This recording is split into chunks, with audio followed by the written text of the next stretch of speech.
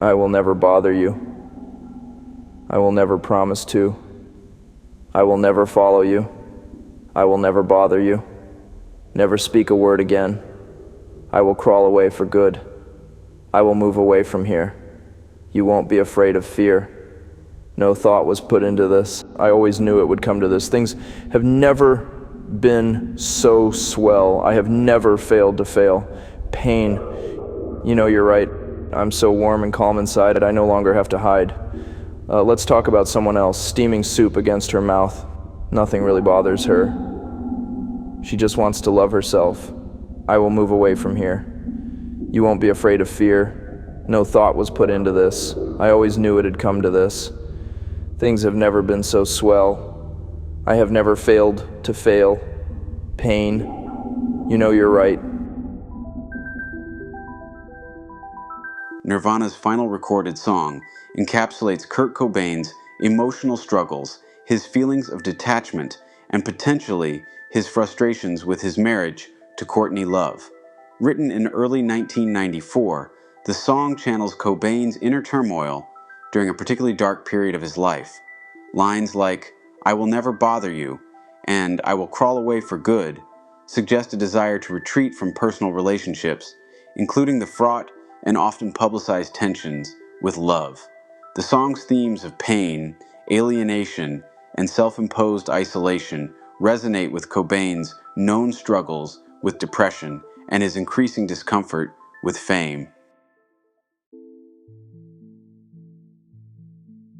Theories that the song was directed at love have gained traction over the years. Lyrics such as, "Let's talk about someone else," and "She just wants to love herself," have been interpreted as veiled criticisms of their relationship. Cobain and Love's marriage was notorious for its volatility, with both public and private disputes often making headlines.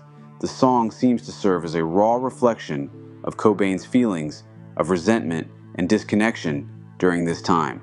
However, Cobain rarely confirmed direct meanings for his lyrics, leaving interpretations to listeners.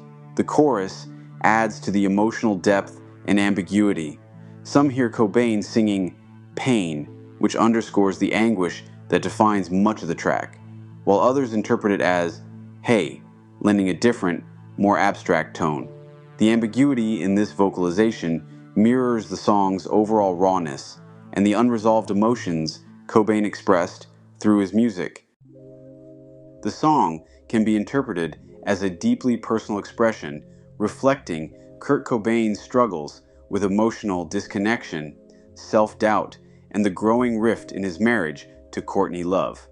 The lyrics suggest feelings of resignation and frustration.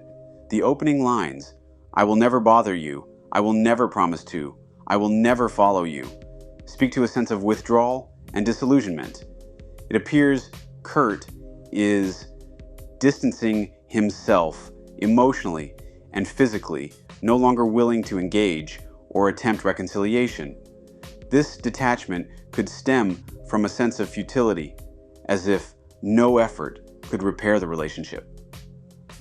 The repetition of "I will crawl away for good" implies a surrender, as though he is removing himself to avoid further conflict or hurt, even if it's at his own emotional expense.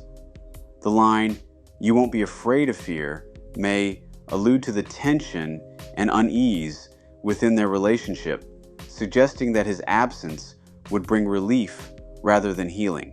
The refrain, "You know you're right," is laden with sarcasm and bitterness, as if conceding to an argument for the sake of peace while quietly resenting the situation.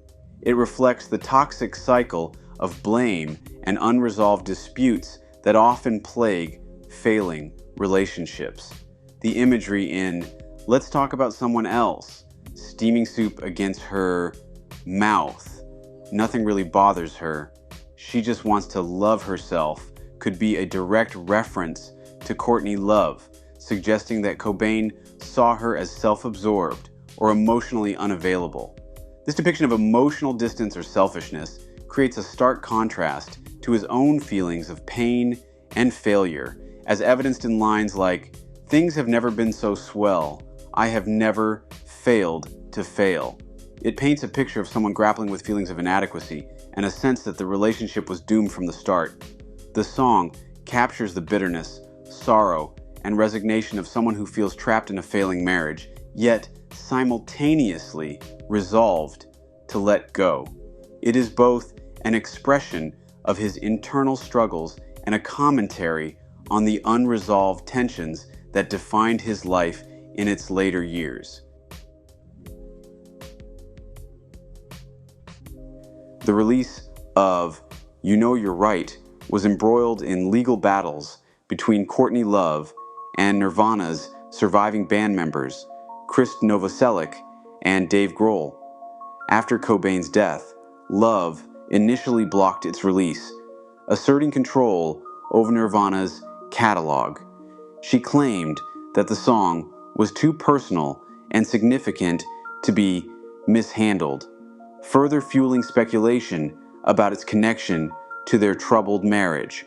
The dispute was ultimately resolved in 2002 when the song was released as the lead track on Nirvana's Greatest Hits compilation. Its long-awaited debut highlighted its importance in Cobain's legacy while serving as a poignant, final glimpse into his state of mind.